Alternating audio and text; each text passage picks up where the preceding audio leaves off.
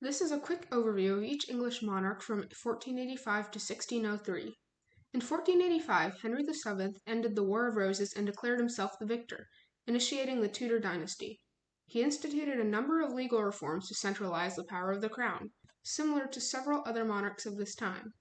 A large part of this process included limiting the power of the nobility, as they held a lot of influence over the kingdom. He went about this by prohibiting nobles from maintaining their own private armies, a practice known as livery and maintenance, and establishing the Court of Star Chamber, a special court with the purpose of trying those too powerful to be tried in regular courts.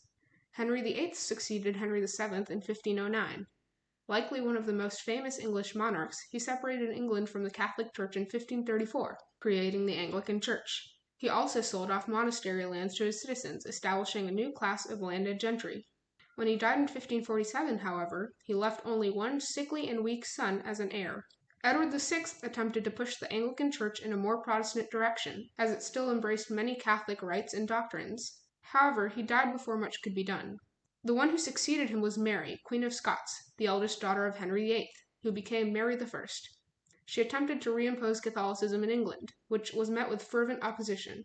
She also married Philip II of Spain, a Catholic, which made her further unpopular. Her persecution of Protestants earned her the nickname Bloody Mary. After Mary I's death in 1558, Elizabeth I, who had been under house arrest for most of her life, ascended to the throne. She managed to establish a long and stable reign, and never married. Queen Elizabeth made it mandatory for the entire country to convert to Anglicanism, but allowed it to be practiced either with Catholic or Protestant doctrines, an act known as the Elizabethan Religious Settlement. In addition, Elizabeth I funded pirates, known as sea dogs, to raid Spanish ships carrying wealth from the Americas. Most importantly, however, she respected the authority of Parliament and worked by compromising with it. Elizabeth's death in 1603 led to confusion, as she had never married and thus did not have an heir. Her successor was determined to be her cousin, who became James I. James I ruled with the assumption that he had been specially chosen by God to be king, a philosophy known as divine right monarchy. This led to a myriad of problems, culminating in the English Civil War, which will be covered in another video.